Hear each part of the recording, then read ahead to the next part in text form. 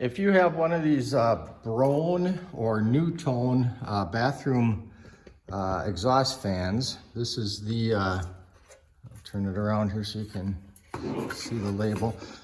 This is the Nutone model QT100L, and I think this applies for just the plain old model QT100 as well.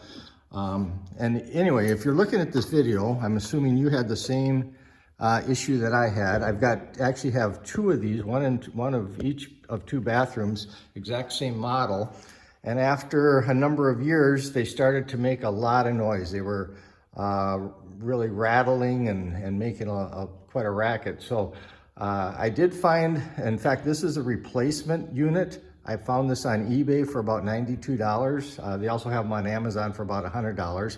But what it looks like this here when you get, or let me get the camera. This is what you get for, about $100, but it's the replacement unit. It just goes onto this assembly.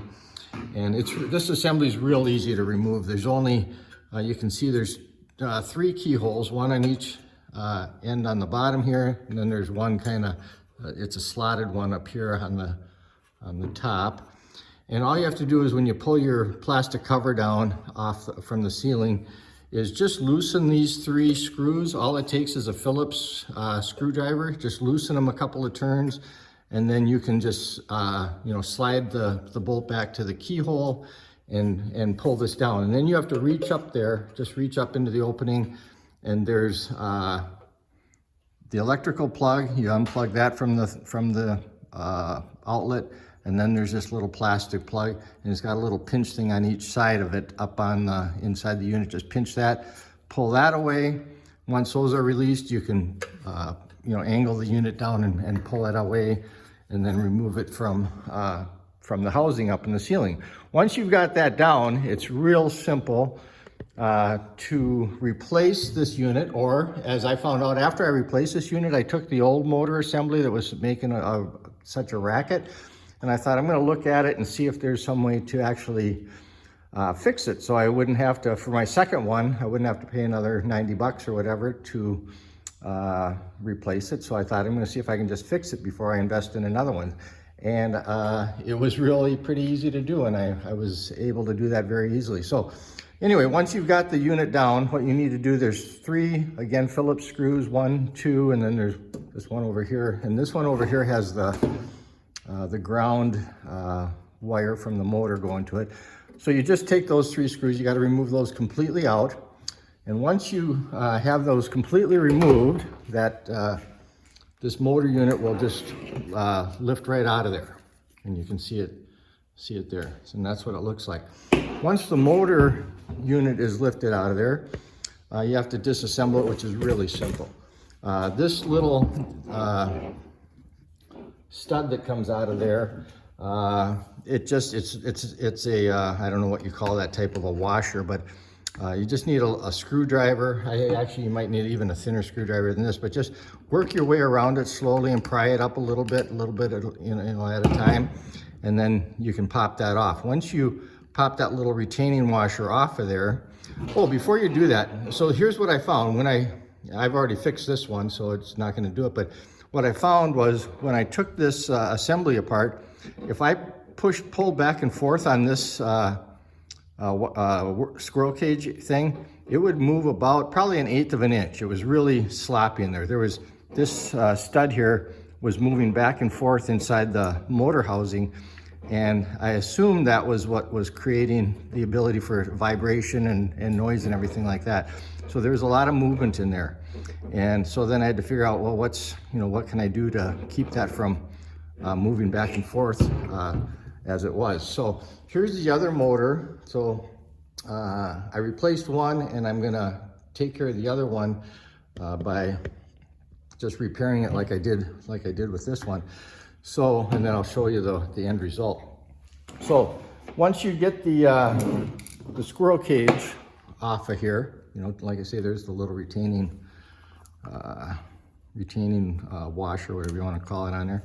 Pull that off, and then once that is off, you'll find on the back side underneath the squirrel cage, there's 2 little screws, and these are 11/32 11/32 size screws. I already loosened them just to speed things up here.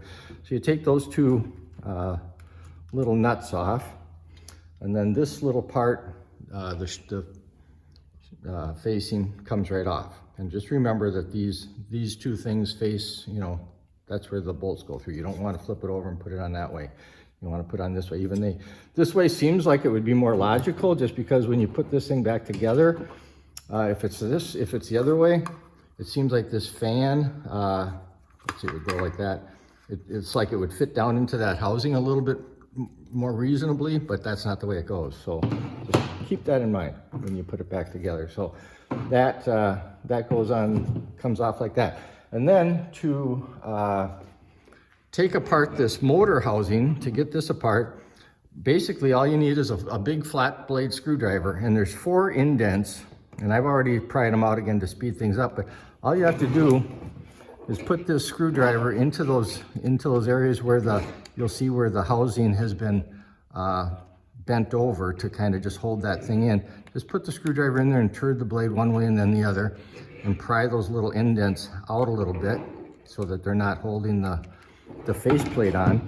And what I did before you do that, because this will make it a little easier to put back together, I just took a silver Sharpie marker, and I made a line from the top of the housing to the side of the housing. So I know when I put it back together, all these tabs will match up just perfectly. Otherwise, it's hard to get them to align. So, you know, take a marker or something and make a line there so you know exactly how that's gonna go back together. So once you got that and those tabs are pried out, to get this apart, all you got to do is pull up on either the stem or these 2 little studs and pull this off the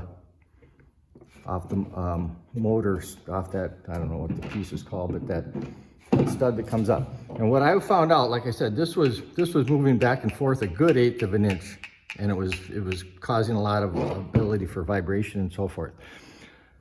So what I did, I found, this is actually a little split, a 1/4 inch split washer, and I took a pliers and pried it so these 2 pieces were flat instead of it being split like that. And you won't be able to see it probably. There's another little teeny, even a thinner split washer I got inside there. And what I did is I put that in there so that this part of the motor wouldn't wiggle back and forth like that. It would be secure. So I put one little thin split washer in there, and you may have to experiment depending on how much movement you've got. And then I took this split washer. I experimented with a couple of different, I tried with 2, then I tried with one thicker, one of these, and then a thinner one. So you might have to experiment a little bit to see how much of a washer you need to put in there to make this, to get rid of all that play. But once you've got it in there and you figured out the right thickness by just experimenting a little bit, put this back together. And there's a little, you can't really see it and it didn't pop out, but there's a little, some kind of a composite washer. It's not metal, I don't know what it is in there. And there's another one on the bottom side of this washer. So I just put my metal washer spacer in between that. And then again, the very bottom, I've got another real thin washer. But then once those washers are in there and you put this back together, let me find my alignment mark, it's over there. Get my silver lining put together, and then the piece fit right back snug together. And now, well, actually now I feel like there's more play than I had before. I'm not sure what that is. I'll have to take that back apart and see if something popped out or what happened there. But because before, you know what, actually, I know what's gonna happen. When I put this back together and tap the retaining things back together, it's gonna hold it down a little tighter. So I think that will eliminate the, I'm gonna put these on here. There's the thin washer, here's the little kind of the flexible, I don't know, fabric washer, whatever you call it. And then I'll put that in there. And then I got the washer there, little washer here. Put that back on. Line up my things there. You know what, I'm gonna play with that a little more, because now there's more play than I had before, so I might put another thin washer in there just to take up that slack. But once you get that, then just take a hammer and find those 4 places where you pried out the thing. Just tap those back in just a little bit. Put the cover back over the top. Put these 2 bolts in, these collar bolts that they call them, and then put this over. Now, one thing I'll mention with this particular one, the other one was nice and tight, but this one, when I put this squirrel cage on here, get the hole lined up, put the squirrel cage on there, it was really wobbly and loose. This hole in the middle is apparently got, I don't know, from all the vibration or something, it got kind of wore out or something. I just took a latex glove, and I don't know if I'll be able to get this, I probably won't be able to get it back over now, but I took a latex glove and just wrapped a couple of wraps of latex around this thing, and then I had to put some Scotch tape on there just to hold it in place, and I extended it past the end so I could get it into this hole, and then I slid this down over that rubber, and that just kind of created a nice and tight opening so that this didn't wobble around at all.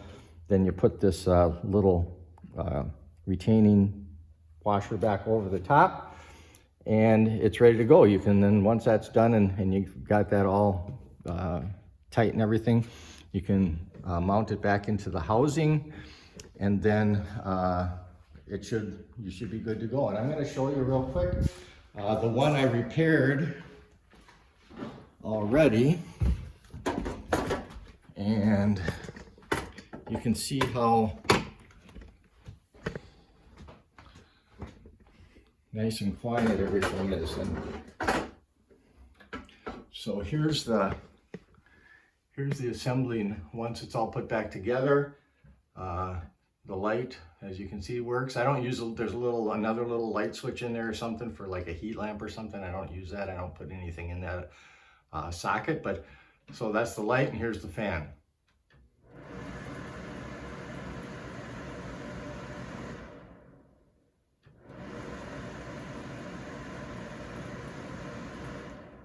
%, quieter, and it saved me $100 on the having to do the other one. So I hope that helped. If you found this useful, please like and subscribe to my channel, and I've got some other tips on a few other things, especially how to remove lake weeds using the tea weeder. If you have or know anyone that has lake property that deals with weeds, that's a great solution, very reasonably priced and effective. So check out the tea weeder, T-Weeder, W-E-E-D-E-R. Thank you for watching.